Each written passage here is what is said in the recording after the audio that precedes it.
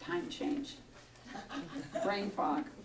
I was telling Denise that I wasn't sure whether my cell phone was going to change automatically or whether I was going to change it, and my alarm was on my cell phone, and so I just kept watching and checking and so therefore I'm going to rely on my notes a lot more today. So my topic for today is about charisma and being charismatic. So I'm saying you are charismatic.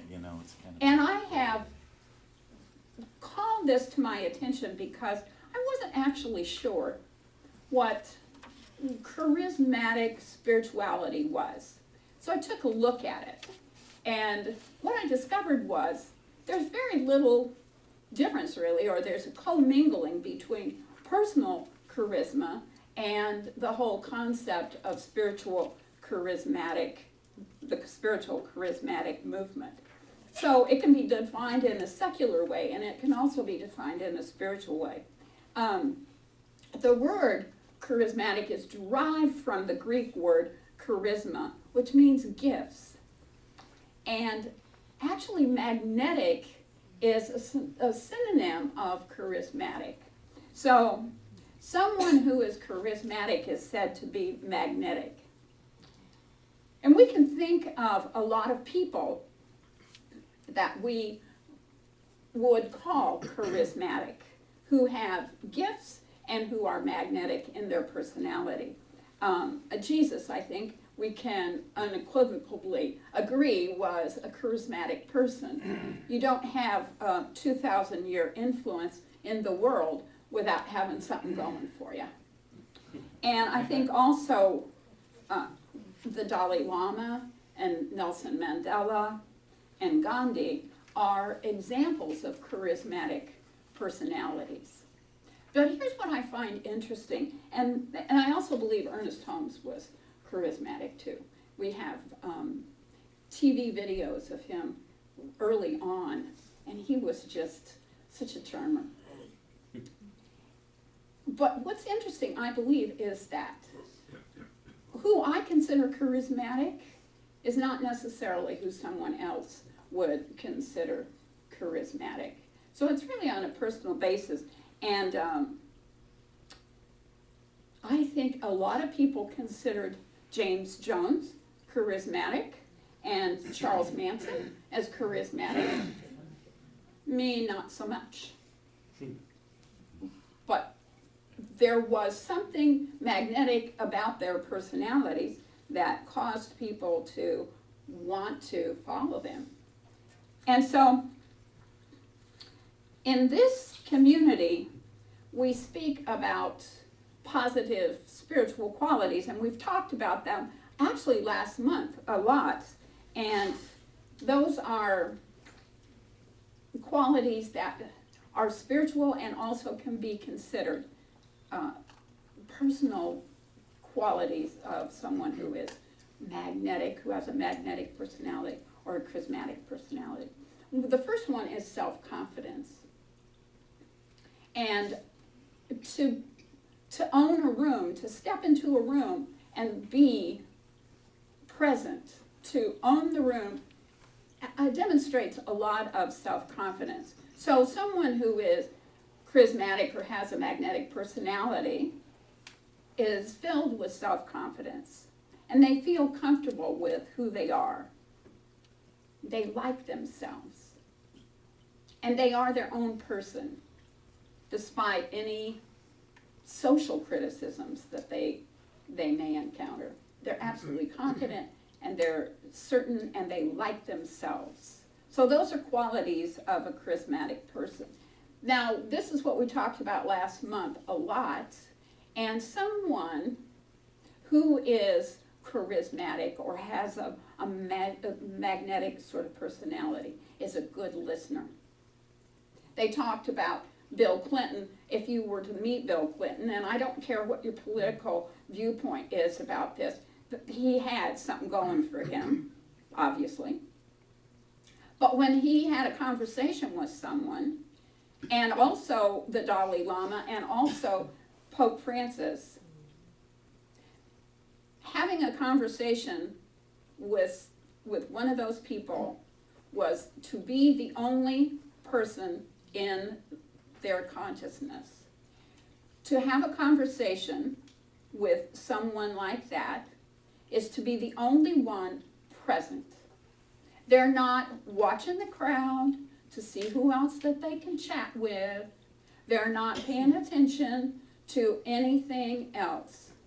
To have a conversation and be one-on-one in this mass of other folks in a massive crowd. A charismatic person's quality and characteristic is to fully be engaged one-on-one and to listen. And also, the characteristic and quality of a charismatic person is to be optimistic and enthusiastic. We're not inclined to follow Eeyore. We follow Tigger or Winnie the Pooh. That kind of joyful, expansive, gracious, loving excitement about life. Those are the people that we're inclined to follow. Those are the people that we are inclined to be drawn to in a magnetic way. Those are all spiritual qualities, and we'll come back to that later. So, talking about the charismatic movement, it began modern times in like 1960 in San Mateo, California, on Easter Day, when Father Dennis Bennett, who was the rector of St. Mark's Episcopal, it was in Van Nuys, he recounted to his congregation of 2,600 about his Pentecostal experience. So his Pentecostal experience was to be visited, to be anointed by the Holy Spirit. And on Easter Day, he shared that experience with his 2,600 congregation. And it didn't end well for him. His congregation was mortified. Apparently, there was an understanding of some kind that the Holy Spirit visited 2,000 years ago and then retired. And Father Bennett was seriously criticized. His congregation just exploded with discontent. So we talk about the Holy Spirit. We talk about God made manifest, but you better not do it, because it's not done. There's a certain balance between what we teach as far as principles of spirit, what we experience, and what we talk about. So, fortunately, Dennis Bennett went to a more agreeable congregation in Seattle, Washington, and he started that whole Pentecostal movement. Now, the Pentecostal movement is based on the faith and the religion of the Pentecostals, and talking about speaking in tongues. We don't do that in this community. Some people say that much of what I say is nonsensical and could be considered talking in tongues, but not really. So the fundamental charismatic movement talks about spiritual gifts, and remembering that it's from the Greek word which means gifts. And those gifts are considered to be the gifts of the Holy Spirit, to be used for good for others and the needs of the world.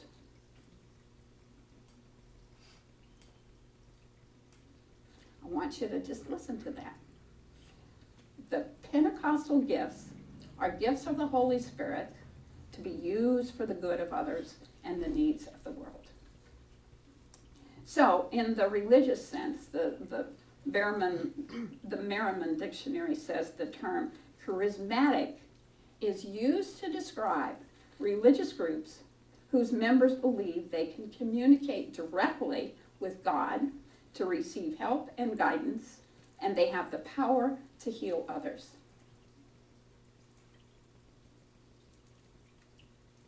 Religious science is a charismatic movement. Don't tell anybody. We communicate with the Holy Spirit. Not that it descends upon us, not that we are baptized in it, but we know that every thought, every idea, every concept that we have is directly from the Holy Spirit. Not out there, but from in here. We are charismatic in our movement. That's our philosophy. We believe that we can communicate directly with God. Not the God out there. Not the God that sits on the throne and shakes a finger and criticizes and judges. But the God that sits within our hearts. We are that. And when we pay attention to ourselves, when we listen to ourselves, we then are communicating with the Holy Spirit. We receive direct guidance and help from the Holy Spirit. We, as religious scientists, don't heal in the traditional sense of the conversation of a charismatic movement. We do not lay on hands. We don't touch people and heal them. What we do is know the truth, and we reveal the truth. We don't heal in the traditional sense, but we are in alignment with the truth, and we reveal the truth. Because God is everywhere present. God is perfect. God is my life. God is your life now. And God only knows perfection, only knows the good. So we don't cause stuff to happen. We know the truth. We hold the truth. And when we do that, then, because our thoughts are creative, wonderful things start to unfold.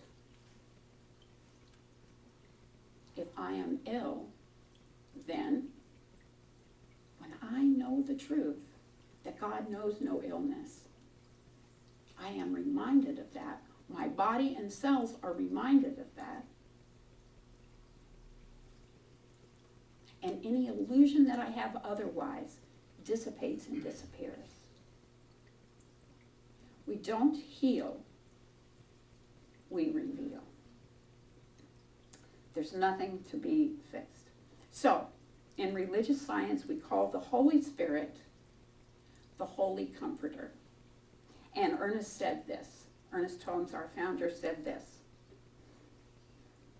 And I quote, "We are told that the Holy Comforter, the Spirit of truth, will make all things known to us, for it is with us and in us.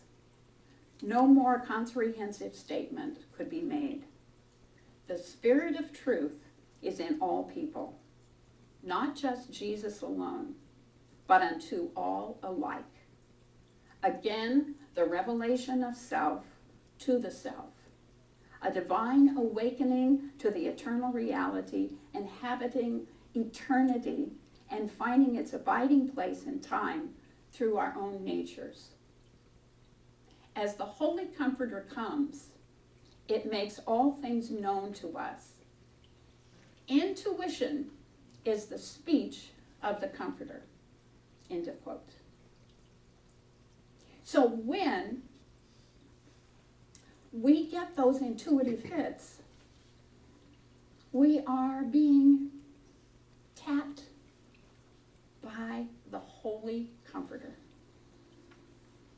And when sadness and discord comes to us, underneath all of that is the sweetness of the Holy Comforter, if we allow it. There's always something wonderful to be learned, to be gained, to be received under all circumstances and situations. Who among us denies that we have intuition? We ignore it, but it's always there present for us. And the Holy Spirit, the Holy Comforter, keeps talking to us. It starts with a whisper, and then it gets louder. And if we ignore it, we get a big old bump on the side of the head. It's there always. All we need to do is listen, which is one of those charismatic traits.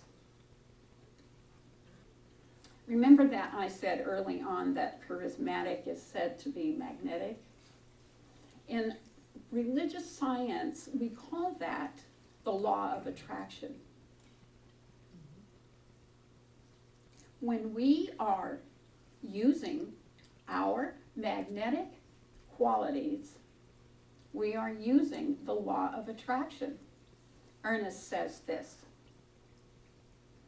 as God's thoughts make worlds and peoples them with living things, so our thought makes our world and peoples it with our experience. Everyone automatically attracts to them just what they are. I'm going to read that again because that's so important for us to get. As God's thoughts make worlds and peoples them with living things, so our thoughts make worlds and peoples it with our experience. Everyone automatically attracts to them what they are. End quote. We are using the law of attraction. I talk about it again and again and again, and it is so vital for us to understand, to get. It is the tool for living a full, rich life. It is the tool for being joyful, for being charismatic. What you think is what you get. It is done unto you as you believe. It is the law of attraction. Thoughts are things, and they magnetically attract to you what you're thinking. It's like catch-22 in the highest spiritual realm. If you think something, it is going to show up for you. And if you think negative things, sorry, there you are. You get it. If you think positive things, good for you. Joy, joy, joy. It's coming. It cannot be otherwise. It's a law as clear and as unforgiving as gravity. You can either make it work for you or you can not. It's purely your choice. Ernest says this: the ones to whom we are most strongly attracted are not necessarily the ones who are the most beautiful physically, but are the ones from whom we receive that subtle emotion, emanation, that something. What is that something? It is that which emanates from within. It is the inner recognition of reality. Let me read that once more. The ones to whom we are most strongly attracted, the charismatic ones, not necessarily the ones who are the most beautiful physically, but are the ones from whom we receive that subtle emanation, that something. What is that something? It is that which emanates from within. It is the inner recognition of reality. The people, the places, and the things that we are attracted to, that we find ourselves magnetically drawn to, are those who show up in answer to our thoughts via the law of attraction. So I want to go back to the qualities and the characteristics of a charismatic personality, because they are spiritual. The first quality was self-confidence. When it comes to understanding that we are God made manifest, that we are it, that God is who we are and what we are, we cannot be otherwise than filled with self-confidence. We're God. There's nothing more, nothing less. We're it. And we are empowered by that spiritual truth. We're God. How much more confidence do we need than that? We feel comfortable with who we are, and we like ourselves because we're God. We have the authority of the universe, our portion of the divine essence, our portion of the godness. We have to be comfortable with ourselves because we're it. We're great listeners, remembering that as we walk in spirit, spirit through intuition is always whispering to us, guiding and directing us, showing us circumstances and situations that, if we pay attention, will lead us to a rich, full life that we desire because of the law of attraction. Can't be otherwise. And when we are in conversation with other people, it's not about us.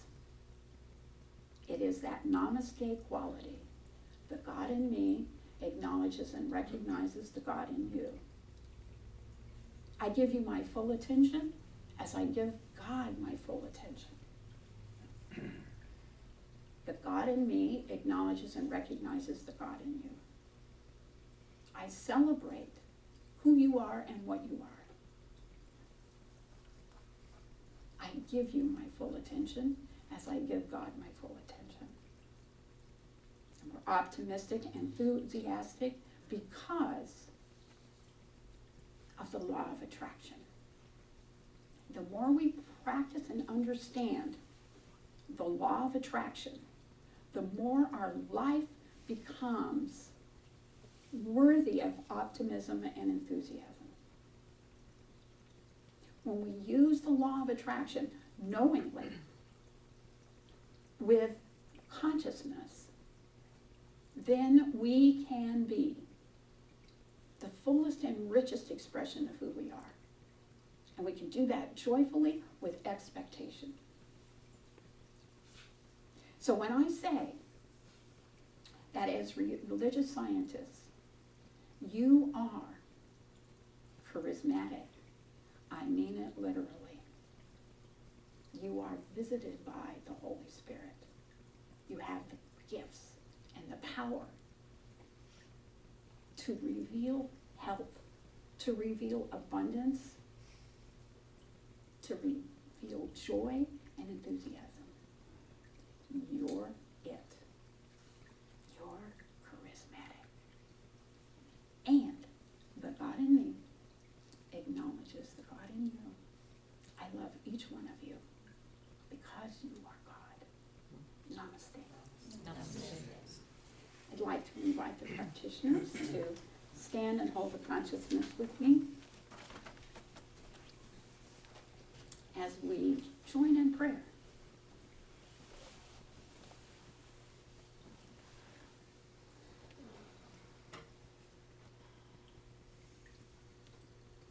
I turn to that place within where the truth of all is known. That place where I acknowledge the reality of my being. I am one with the one. And while I might not be all of God, all I am is God. And I have the power and the tools and the ability and the resources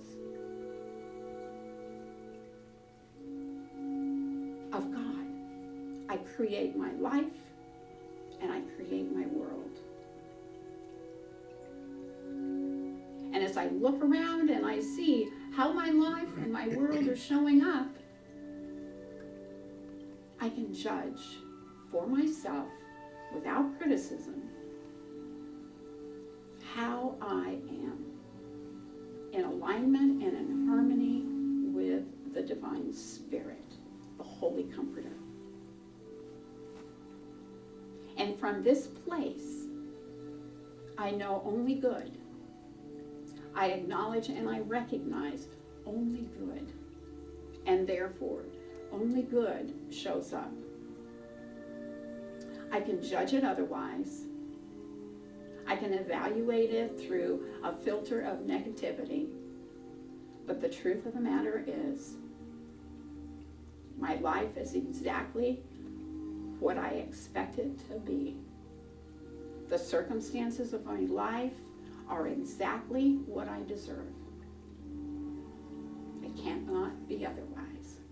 And if I don't like it, I can change it simply by changing my thoughts, simply by changing my mind. And so with great joy and excitement and enthusiasm, I acknowledge that. I allow it to be, and I celebrate it, knowing good and only good is flowing into my life and to each one of our lives. So I just give thanks for it. I declare it done. And I step out of the way, waiting and watching for the amazing, miraculous, exciting, thrilling things to unfold perfectly. And I invite you to join with me in that expectation by anchoring it for yourself and by saying, and so it is.